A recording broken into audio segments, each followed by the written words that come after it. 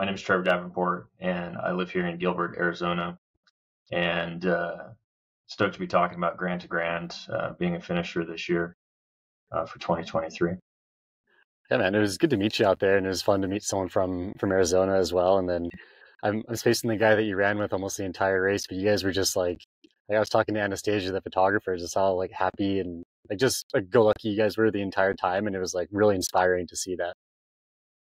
Yeah, I got to say, events like this, given it was my first stage race, I went in with just this attitude of enjoying the adventure. I think I've shared before, it kind of combines two of my passions, which are, kind of ultra running / adventuring, and then camping. I mean, I looked at this as kind of a week long, camping trip with some running thrown in there, and some new things that I had not dealt with. But I just wanted to have fun and really enjoy the experience.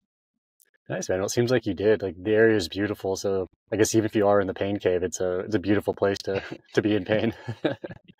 Yeah, for sure. And most of my training, I think, did center around being in places that I thought would be similar as far as the terrain was concerned. And so, living here in Metro Phoenix, we get a lot of the dry summer heat, but it's really challenging to simulate that high desert heat and the high desert terrain. And so, trying to seek those places out, I think, was probably an integral part of my training. Yeah, let's talk more about training, since that's what we're going to talk about today on the episode for this first Grand to Grand podcast. And I think people would assume that you live in the desert, like living in the Phoenix area. It's hot, deserty, but high desert up in Kanab is quite a bit different. You're at like 5,000 feet plus, you end near 8,000 feet or so in Bryce Canyon area. So I guess let's just kind of jump into your training. Like, what was your training philosophy going into Grand to Grand, knowing you'd have to run basically a marathon plus for 6-7 days? Yeah, as an ultra runner, I really did have to kind of turn that switch the other direction for the Grand to Grand, knowing that, one, you're going to be carrying a pack, you're going to be carrying a lot of weight that you typically don't have to deal with. So the likelihood of running the whole time, I didn't expect to run at all, maybe some downhill. So I really kind of changed my philosophy to this, maybe hiking 70%, running 30%, and really just focusing not necessarily on speed, but more time on feet. And, that includes just a lot of hiking, a lot of walking, in the places that you might typically run. And it's a very different discipline, trying to turn that switch to focus on just getting more miles in over, a longer period of time. And like I mentioned before, just seeking out those places and terrains to kind of simulate that higher desert, that terrain, some of the climbing. Spending time, up in Pine and Payson, up in Flagstaff, just getting some of that elevation as well. So I think those were kind of the key elements of my training. For me personally, I only trained like on the weekends, like 2 days of long hiking or mixing in some running was really, my focal point. I think it's really easy to overtrain for something like this. And, listening into some of the Grand to Grand Zoom calls was actually, really helpful. They have, past participants. They also have, other coaches who kind of emulate the same thing. Just say, look, it's easy to overtrain because you think this is a lot of miles, but, do the time on feet, and be prepared, to spend a good 8 hours or more on your feet each day, and you'll adjust accordingly.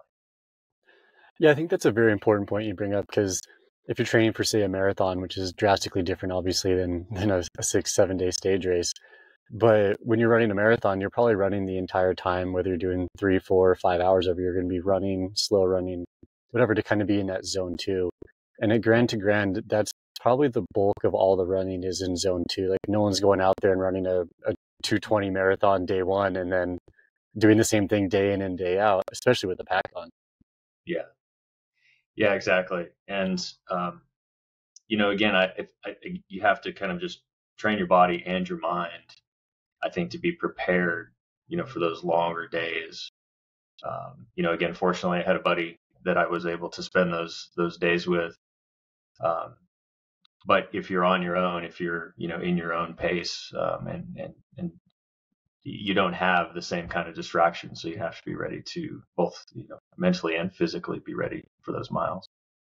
Definitely. I think the specificity there is very important. And I've noticed this a lot even in shorter races, say a 50K, for example. If I just go out and run for an hour like every day, it's like, yeah, you feel good, but then it's like, oh, I have to run for 4 or 5 hours during the race. And like mentally, like it's almost like a mental specificity isn't there. And you need to kind of train your brain to realize you'll be out there for that long. Yeah, indeed. And I think there's valuable lessons to be learned, when you're on your feet for that long, especially here in Arizona, having to train for Grand to Grand. I mean, it really does require spending time in the heat, no matter where you're at. Even the high desert, can be quite warm, but figuring out those strategies of how to deal with not just the different terrains you'll come upon, but keeping yourself cool, keeping yourself hydrated. I think that's one of the more important things that I took away from Grand to Grand, and just thinking that I had, hydration and cooling strategies under control. But again, the heat is a little bit different in the high desert. Like it's really dry. It's much drier than I think here in Phoenix. Having cooling sleeves, having, the desert hats, Sahara hats, buffs, anything that you can get wet and put on your skin, allows your body to help, dissipate some of that heat, as well as, continuing to drink. But, I think that was definitely one of the things that I focused on with my training here. I was just managing heat, and then also feeling good about nutrition as you're, in the depths of that heat. There are certain foods that are going to sound good when it's really hot, and there are certain foods that are not going to sound good when it's really hot. So that was also something that I had focused on during my training. Yeah, let's talk a little bit about that. Like we were going to talk specifically about like not actual training, but like the actual physical training of putting in mileage and that sort of thing. But I think nutritional quote unquote training is really important as well, because like you were saying, when you're out in the heat, like sometimes things sound good, and other times they don't. And if you feel a little nauseous, but you need to keep eating, it's like, what do you do? So how did you train for that, like specifically? Yeah, early on in my training, I had in my mind, like, this was just going to be a hike. And so I had focused on like hiking food. That's trail mix and nut butters and, high density calories type of food. And as I started to move through my training, doing stuff in the heat and spending more and more time, man, the idea of trying to choke down, dry nut butter or dry peanuts or trail mix, it just wasn't working. It really wasn't. And where I found the most success was actually, bringing back in my running fuel. So, most of us have either liquid calories or gels or something that has moisture. And I made the decision probably a month out from Grand to Grand that I was not going to do, any hiking food. I was going to go back to what I knew and what was successful for running, for ultra running.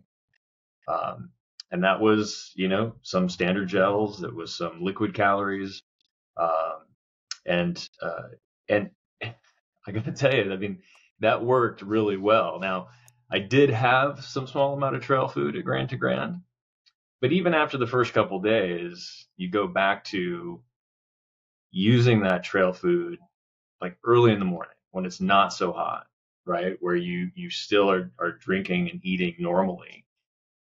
And then later in the day, as it gets hotter, now you can start to lean on those gels, those liquid calories, a recovery drink, even, something that's going to give you that calorie count to keep pushing forward. So that's where I ended up because, yeah, dry trail mix, when it's 86 degrees in the middle of the day, it just wasn't happening.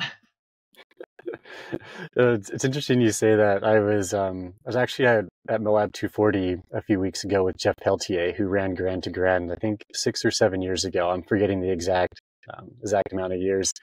But the same thing kind of happened to him, where he had his schedule of like, I'm going to eat this, I'm going to do that and do that. And for the most part, he stuck with it, and because he had trained for it. But at a certain point, you kind of get palate fatigue, and you're just like, oh, nothing sounds good.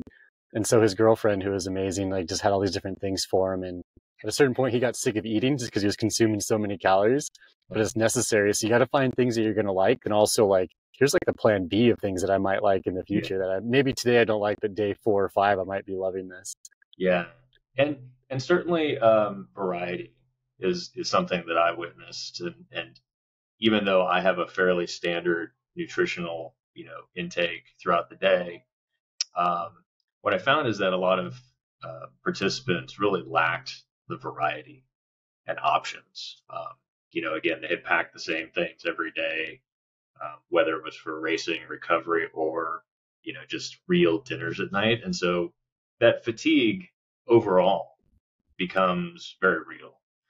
Um, and so yeah, variety. I mean, even simple little things like, man, I had a little bag of Jelly Bellies, and day 5, day 6, broke those Jelly Bellies out, and just they're like heaven because it kind of cleanses the palate. It's nice and super sweet, and it just kind of resets. So you can start taking in whatever other calories that you need to. So yeah, variety was important. Yeah, speaking of that, then did you do specific training runs where you brought Jelly Bellies with you, or you brought, I know you're using certain drink mixes and stuff. Were you using those specifically on your training runs to kind of train your gut and your mouth for that? Yeah, absolutely. I mean, I think as a general topic or a general umbrella, you know, we're talking about training and people think a lot about, well, training your body. But as you mentioned, training with your gear, training with your nutrition, training with, the clothing. Um, it's a very broad spectrum. And if you plan to use it in Grand to Grand, it's super important that you've at least used it once and can know, like, where is it going to chafe, or gosh, I really didn't like that drink, or it doesn't mix well with cold water, or this doesn't fit well in my pack. So absolutely, it's important that training involves like all the things that you think you're going to use, um, down to the toiletries, down to your maybe earplugs or the toothbrush that you're going to bring. I mean, it's all super important that you try it at least once or twice, with training runs, um, so that you're familiar. Yeah. Let's talk about your training runs then, because like down here in Arizona, at least the culture is very much like go run very minimal. Like most people I see out running are just like handhelds and a t-shirt for men, like sports bra and handhelds for women, maybe a belt with some water in it. Yeah. So training with a full-on fast packing bag with all this gear, did you feel a little ridiculous, but also at the same time just know that you're doing something very beneficial for your future? Yeah, and I'll say yes, but I took the advice of, again, past G2G veterans and coaches from the Zoom calls that not every training run has to be, with a weighted pack. Um, my plan was to slowly, get acclimated to the pack and slowly build up, the weight with that pack. And so every maybe third week, in a month, I would use the pack for a longer training hike, right? And I would pack it. I would get used to, putting things in different places, using different pouches, using water bottles. So it doesn't have to be every time. And I think the advice is, if you're going to do that more, you're likely, going to be injured. And so, definitely keep that in mind and strategically leverage your pack, leverage your gear every so often, and make sure that you're familiar with it. But it's not something that you need to pack, every single run or every single hike. And so that advice accompanied with, get to the start line as healthy as possible, at G2G, and that was key. And so I did lean on that and made sure that I didn't overdo it with my real pack. All right. Were you mainly using, like, say, the pack on a long run or on shorter training runs when you go once a month? Yeah. And so most of my training weekends, I would do, a 6 hour hike or run. And then on the Sunday, I would load up the pack, put all of my gear in there, sure that I was using full nutrition, simulating what that would look like for Grand Grand. That makes a lot of sense. And it kind of reminds me of years ago, I ran a race out in Georgia and I had just got a new pack and I did not experiment with it like just total like amateur idiot. And I went out there and like the first 20 miles of the race, I basically didn't eat or drink anything because I couldn't find anything. And so like it just kind of goes into like training is more than just putting in mileage every day. It's like being comfortable with the gear that you have, because like say at Grand to Grand, if you're 4 days in and you can't find your blister kit or whatever you're looking for specifically and you're frustrated, that's going to just cause a lot of mental drain and energy drain on you, and you already need to use those calories to just finish the race. Yeah, for sure. I think one of the other key things for my training was, as I mentioned earlier, it combines this running and camping. And one of the things that I did is actually make sure that I was camping throughout some of these training weekends, right? You have so much other gear that you need to be familiar with. And the idea of, camping overnight, sleeping on the ground, getting up, having to prepare your kit, and then go, do a hike or a run, come back to camp. I think that was really key, to be able to understand camp life, if you will, and, what kind of gear you were going to need, sleeping out in the wilderness. Yeah, definitely. I think there's a lot of crossover between, say, through hikers and people running Grand to Grand. Like more and more I've seen like through hikers going over to running and then vice versa. And I kind of feel like stage racing is a good mixture of that, where you get to go out and spend a lot of time outside and run, but also you're camping and spending time outside, which is just incredible. And yeah, it's just a very unique thing you get to do in running. It's more than just going out for a 10 miler every day. It's like you get to go out and run and then rinse and repeat, and it's just a great experience. Yeah, for sure. And for some participants in Grand to Grand, they can't get that experience.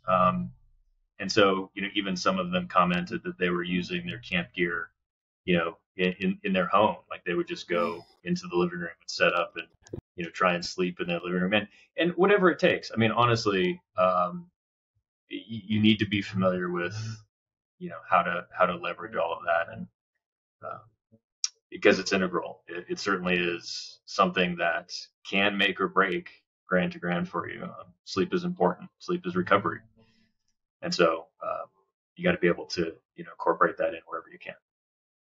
Yeah, definitely. I think in a lot of these things, people get really focused on weight, which is also very important. Don't get me wrong. But if you're not able to sleep at night, then you're not going to recover for the next day. Then it's a downhill spiral from there. And I think it's just a good point you make of like training for all the aspects of it and not just putting in mileage or not just this and that. It's like things are important. And so maybe your pack weighs 5 grams more, but you're a lot warmer at night. That's probably an exaggeration right there, but it's enough where like you need to kind of figure out what works best for you, because what works best for so-and-so over there may not be good for you and vice versa. Yeah, that's precisely it. I mean, all of these things we're talking about, nutrition, gear, where you train, how often you train. I mean, it's all so individualized. So yeah, far be it for me to say there's a right way. But in general, I think having your own philosophy in some of these categories of particularly training your body, training with all of your gear, it's definitely important to have that in your mind so that you stay true to it. as you're going through that training. Yeah, as we were starting, you were talking about running with arm sleeves on and other things. Let's talk about the gear that you use and how you trained with that specifically for Grand to Grand. Yeah, are you looking for more of like running gear, or you want, because as far as the pack is concerned, uh, I made a very risky decision actually, probably 4 weeks before Grand to Grand. I had been training with a brand, and it didn't fit right. Like I just was having challenges with it, and I made the very risky decision to get rid of it and go with a different pack. I eventually went with a US WE pack. It's the Ultra 30-liter pack. Because I recall one of the coaches or a Grand to Grand veteran on one of the Zoom calls saying, you need to love your pack, right? It's with you for 7 days. It's the thing that you have to love. And if you don't love it, it could be problematic. And so I made that switch, and I'm so happy I made that switch. It had all the right things. It's a pack that I was very comfortable with.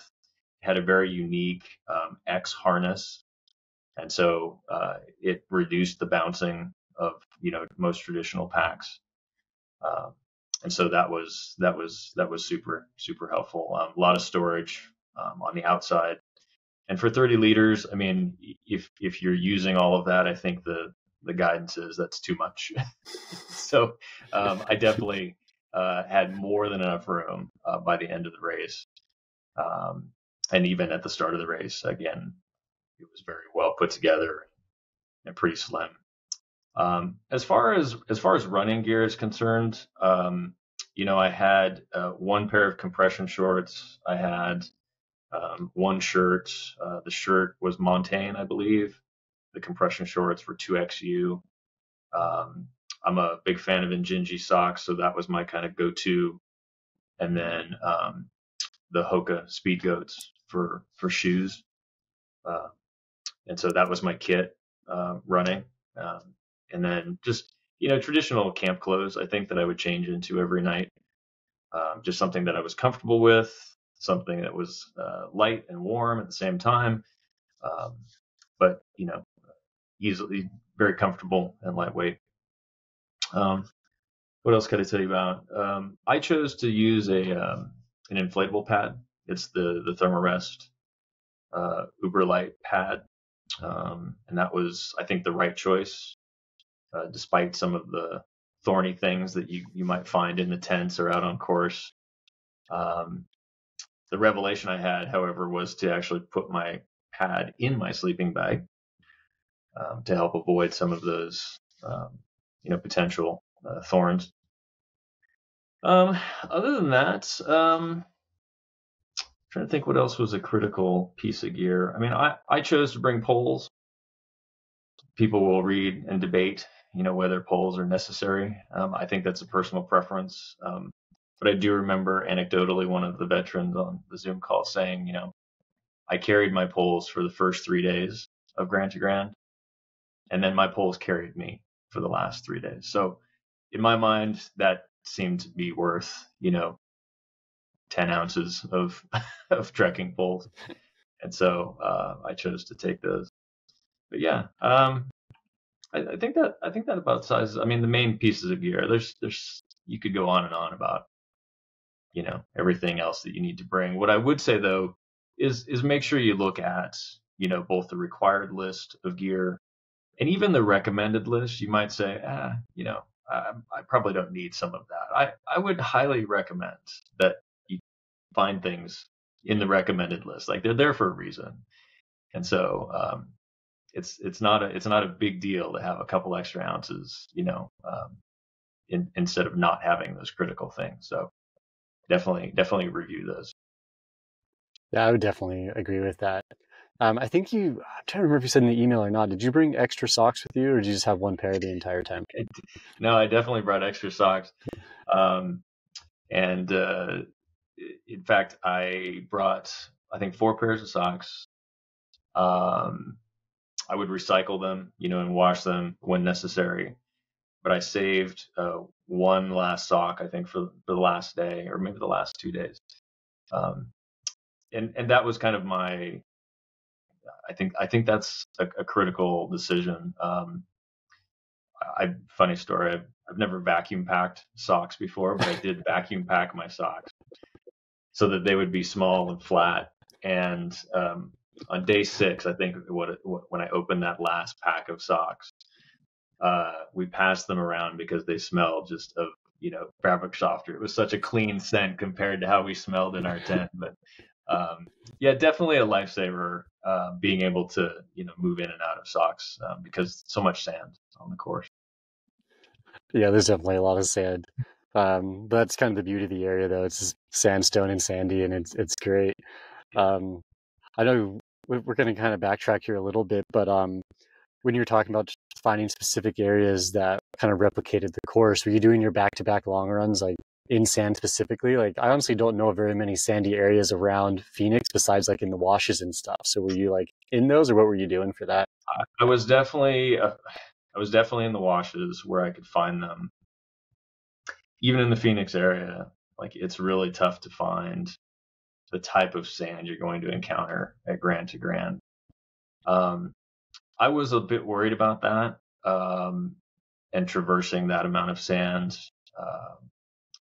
But honestly, even if you're spending a little time in the sand, whether that's a beach, whether that's a wash, take the time to learn how to be more efficient in sand. I guess would be my advice, because even if you've not trained in the sand, you can learn how to hike and jog efficiently in sand. And so I think that helped quite a bit, throughout the course, even though I hadn't trained in it a lot. And so I don't think anything can prepare you for the dunes themselves. But the sandy track that you'll encounter, definitely there are ways to economize your hiking and running through those. And so I would be familiar with that, more than anything. Yeah, I'd say also, like, obviously, like what you're saying is very important, of like just the physicality of it, the mental side of it too. Like knowing that you're gonna be moving a lot slower in the sand, and just the efficiency of going through it's a lot different than, say, pavement or rocks or technical. Like sand is just it's an energy suck, and it really pulls you down. So I think going into that knowing you're going to be going slower than usual is just a good like mental thing to have in your head. For sure. I really did underestimate how much sand there would be. And yeah, I think finding economies, both physically and mentally, you definitely need to be prepared for. Awesome. Well, hey, thanks, Trevor. As we kind of like wrap up here, do you have anything that's coming to your head that you'd want to just kind of be like, any advice, I guess, for people running next year, or just something that's been floating around in your brain since you finished? Gosh, there's a lot of things. I think I'll just lean back on, this primary idea of, when it comes to your training, when it comes to even your clothing and nutrition, don't be wishy-washy, on making a decision one way or the other. Like, have a clear philosophy of how you want, these things to play out for you, and kind of build your training, build your nutrition, build your process around those philosophies, and stick to them, and try and get as close to those as you can for race day. I think that was one of the key elements of my success, this year, was just having that planned, having that philosophy, and then just making the decisions that lead you to it. Because again, if you leave things out open and you can't make a decision on any of those, I think that's where doubt and just, again, you have to make stuff up, which I don't know. That's not me. So I need that clear path. But I think you'd be more successful if you do. Definitely. And I guess just to kind of recap here as we finish, like it's very important to train with what you're gonna be racing in on race day / week. And that comes to everything. It's like the physical side, the mental side, the food side, the gear side, everything needs to be tested and tested again, because once you're out there, you're stuck, and it's not like you can just call in Uber Eats or have an Amazon airdrop you a new pack or something. Exactly. Yeah, I recall people, giving away a lot of their food to the race directors because they were sick of it, or they couldn't eat it, they couldn't get it down, or it just wasn't appetizing, by day 4. So yeah, definitely train all of those aspects for your race.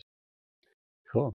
Well, hey, thanks, Trevor. We're going to wrap it up here. We've been going for the time we allotted for this. Like, you're a busy guy, a lot going on, and yeah, we'll have to chat soon. Go for a run or a ride. Okay. Thanks, Derek. Appreciate it.